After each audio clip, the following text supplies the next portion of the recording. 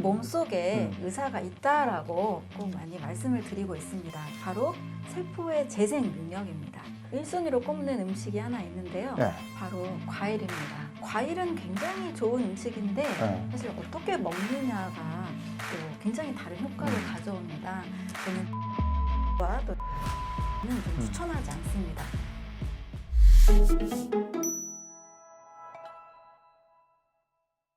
완전해독연구소 류은경 소장과 함께 얘기 나누고 있습니다. 건강에 대해서 이번에는 좀 더 구체적으로 얘기 나누겠습니다. 이번 시간에는 건강해지는 방법에 대해서 얘기를 나눠보도록 하겠습니다.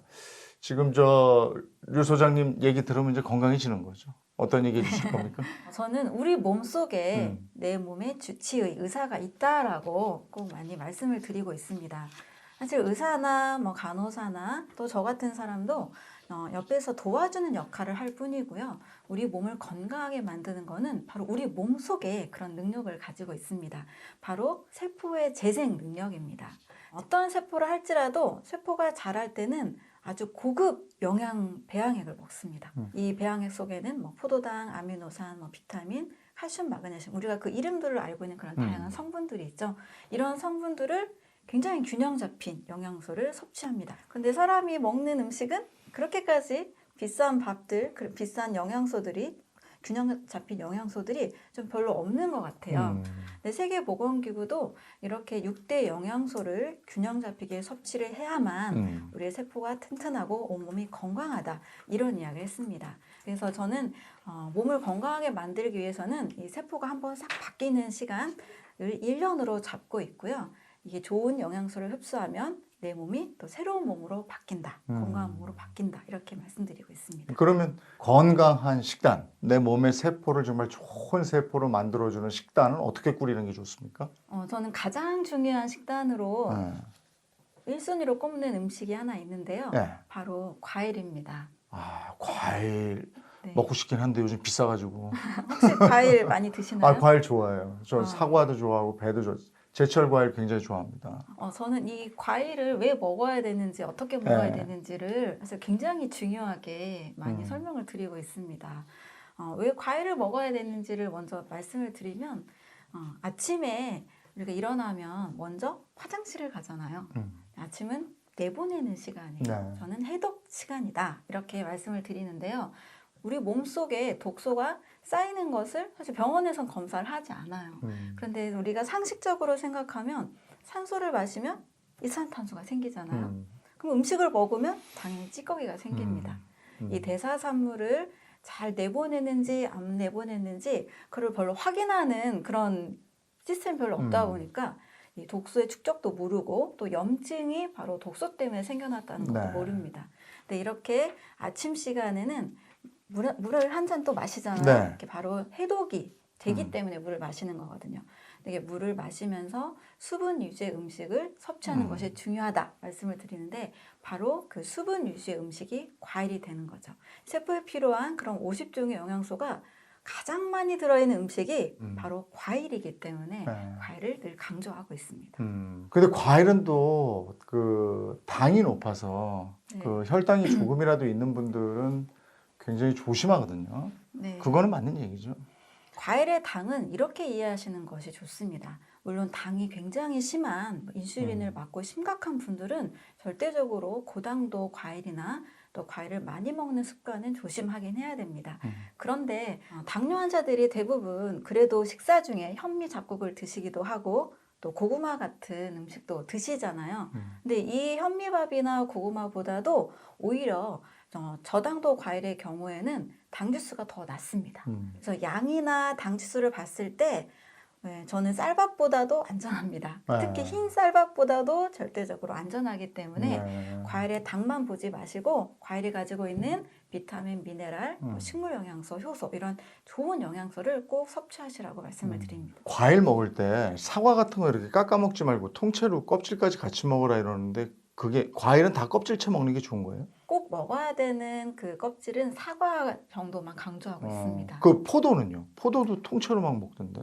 근데 저 같은 경우에는 포도도 껍질째 먹으면 좀 시큼하기도 하고 네. 약간 뭐 농약 씨까지 걱정도 우두둑 있고 우두둑 씹어 먹던데. 예, 너무 좀 과하게 아, 그래요? 그럴 필요는 없는 것 같고요. 어. 대신 사과의 경우에는 그 껍질 속에 굉장히 좋은 음. 식이섬유와 크리스틴 같은 항산화 물질이 굉장히 많습니다. 아. 그래서 잘 씻어서 사과 정도는 껍질째 드시고 너무 인위적으로 먹기 힘든데 고통을 참아가면서까지 아. 드시진 않으시는 게 좋을 것 같아요. 내 친구 고구마 있잖아요. 네, 아니면 땅콩, 네, 그다음 감자 이런 것도 삶은 다음에 뭐 구운 고구마는 아니겠지만 삶은 고구마 이런 것도 껍질을 먹어라 이러던데 어때요? 근데 껍질파가 있으세요.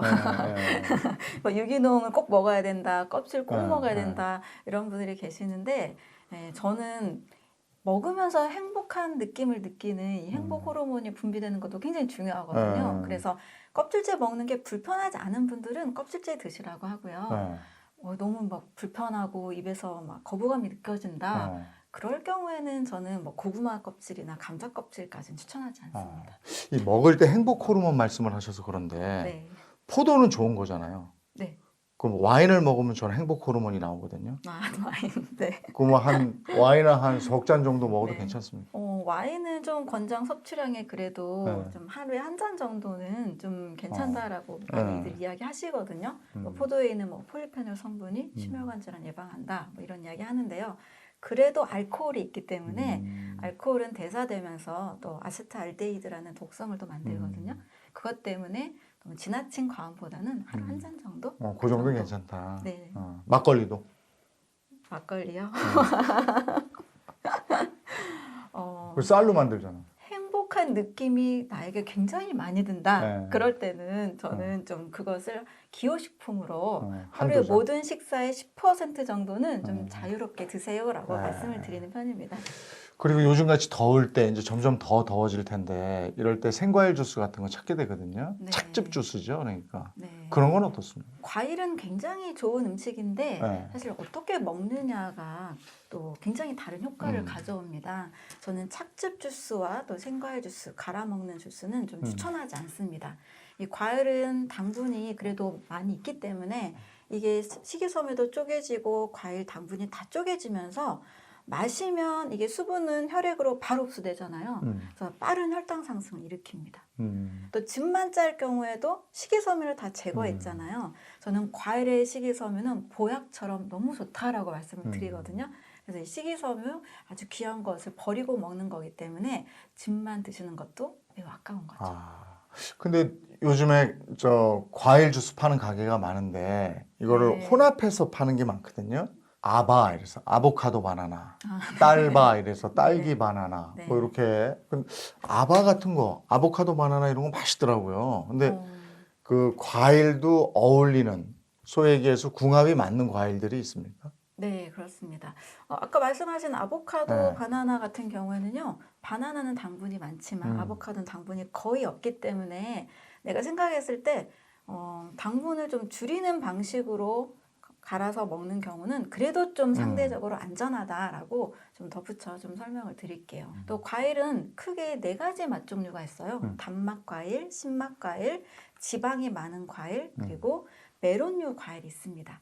네, 이렇게 과일은 가장 이상적으로 좋은 과일 식사법은 한 종류의 식사, 모노밀로 드시는 것이 제일 좋습니다. 그래도 섞일 경우 좀 안전한 편은 단맛과 신맛의 과일은 그래도 괜찮은 편이고요. 같이 드실 때. 또 지방이 많은 과일과 신맛 과일도 괜찮은 편입니다. 그런데 단맛, 신맛, 지방이 많은 과일, 또 메론류 과일을 다 섞어서 드시면 이게 소화되는 과정에서 가스가 차거나 불편함이 올 수가 있어요. 그래서 그렇게 너무 다 섞어서 드시는 것은 별로 좋진 않습니다. 과일하고 채소의 궁합은 어떻습니까? 채소가 왜 꼭 가면 당근하고 오이하고 같이 나오는데 네. 이거 안 좋은 거라고 들었거든요. 과일하고 채소하고 먹을 때도 뭐 피해야 되거나 같이 하면 좋은 거 이런 게 있습니까? 네, 궁합이 있긴 있어요. 그래서 좋은 과일과 채소의 궁합으로는 사과와 당근입니다. 아, 사과 당근. 네. 그 사과 당근은 암 환자들도 상당히 많이 먹고 있는 좋은 성분들이 가득해서 그래요. 네, 도움이 되고요.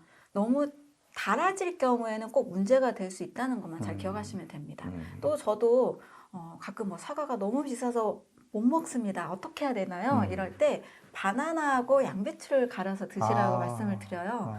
비교적 가격이 좀 저렴한 편이고 또 양도 많기 때문에 바나나와 양배추를 갈면 양배추는 당분이 없잖아요. 그래서 이렇게 갈면 당분이 희석이 되기 때문에 좀 안전하게 먹을 수가 있습니다. 왜 한국인은 밥심으로 산다고 그러잖아요. 그 과일 외에 밥과 반찬 이런 거 먹을 때 식단은 어떻게 꾸리면 좋습니까? 반찬도 이왕이면은 좀 신선한 것을 많이 드시는 게 좋습니다. 특히 전 세계에 블루존이라는 장수 마을이 있는데요. 대부분 다 섬이에요. 그러니까 섬에는 어떤 음식이 많이 있냐면 해조류가 아주 풍부하죠. 해조류에는 수용성 식이섬유 굉장히 많은데요. 이렇게 해조류와 오메가3 지방산이 있는 안전한 음식, 그리고 뭐 버섯류나 또 쌈채소 같은 거 이런 것을 이제 현미 잡곡밥과 함께 드시면 됩니다. 또 전 세계에 지중해 식단으로 많이 드시고 있는 게 채소 올리브 오일 볶음이에요. 이 올리브 오일을 굉장히 듬뿍 넣어서 다양한 채소들과 함께 볶아 먹습니다. 자, 이럴 경우에는 채소는 당분이 과일보다 적다 보니까 혈당도 빨리 이렇게 상승하지 않고 또 포만감이 아주 풍부하죠. 우리가 건강, 그러니까 요즘에 100세 시대에 그냥 무조건 장수하는 것보다 건강하게 장수하는 게 우선인 거잖아요. 맞습니다. 그렇게 하려면 우리 그 식습관, 생활 습관을 어떻게 정리를 해야 되는지 네. 그거 한번 얘기해 주셨으면 좋겠어요. 네, 제가 4가지 정도로 또 말씀을 드리는데요. 일단 아침에 일어나면 따뜻한 물 한 잔을 드시면 좋습니다. 밤새 우리 몸은 계속 탈수가 일어나고 있었거든요. 그래서 하루 디톡스 중에 해독 시간 중에 가장 중요한 습관이라고 할 수가 있습니다. 두 번째는 아침 식사는 뭐 밥이나 빵이나 이런 막 소화효소를 막 분비하는 그런 것보다는 그냥 씹어서 먹는 생과일을 추천을 드립니다.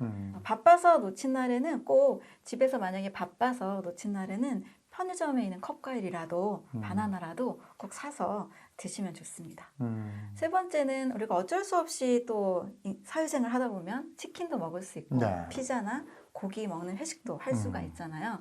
이런 음식을 먹었을 때는 식후에 녹즙을 마시는 습관이 있으면 좋습니다. 뭐 샐러리 주스를 갈아서 드시거나 이때는 채소는 착즙도 괜찮아요. 당분이 없기 때문에 뭐 케일, 양배추 이런 녹황색 채소를 드시면 붓기를 빼주고 또 염증을 줄여줍니다. 그리고 어쩔 수 없이 과식할 때가 있죠.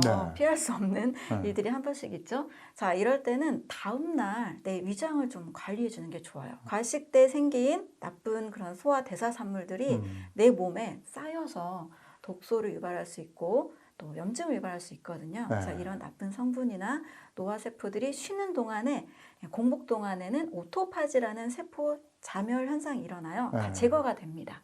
그래서 좀 푹 쉬다가 배고픔이 느껴질 때 그럴 때 좀 가볍게 과일이나 견과류 위주로 간단히 먹으면 좋습니다. 나트륨이 이게 과식을 하면 나트륨이 많이 쌓이게 되잖아요. 그렇죠. 그걸 해소할 수 있는 게 바나나 이런 것도 괜찮다고 들었는데 맞습니까? 네, 맞습니다. 그 나트륨을 제거해주는 영양소는 칼륨이거든요. 칼륨이 많이 들어있는 음식을 드시면 좋습니다. 그래서 녹즙이나 녹황색 채소를 드시면 좋은데 바나나를 저는 식후에 먹는 건 추천하지 않아요. 아, 그래요? 음식을 많이 먹고 또 당분과 식이섬유와 다양한 영양소가 있는 바나나를 또 먹으면 거기서 또 발효가 일어납니다. 그래서 과일은 식후 과일은 별로 도움이 안 되고 오히려 더 몸을 불편하게 하고요. 대신 식후에는 녹즙이나 채소 위주로 드시는 것이 발효를 일으키지 않기 때문에 안전하다고 할 수 있습니다. 오늘 저희가 쭉 그 지난번부터 지금까지 나눈 얘기는 류은경 소장님 책 완전 소화에 이게 나와 있다는데 이 책은 어떤 분들이 읽으면 좋겠습니까? 소화라고 하니까 이제 소화불량만 생각하기 쉬운데요. 전반적으로 내 몸에 소화불량을 포함한 뭐 만성 피로나 또 고혈압이나 당뇨 이런 만성 질환이 시작되는 분들이 보시면 예방을 할 수 있고 또 충분히 건강한 몸을 만들 수가 있습니다. 그래서 몸에 좀 불편한 게 있는 분들은요, 완전 소화를 참고하시면 어떻게 먹어야 건강한 몸을 만들 수 있는지를 답을 찾으실 수가 있습니다. 오늘 이 영상을 보시고 댓글 달아주신 분들 추첨을 통해서 류은경 소장의 책 완전 소화를 보내드린다고 그러니까 많이 참여해 주시기 바랍니다. 두 번에 걸쳐서 좋은 말씀 고맙습니다. 감사합니다.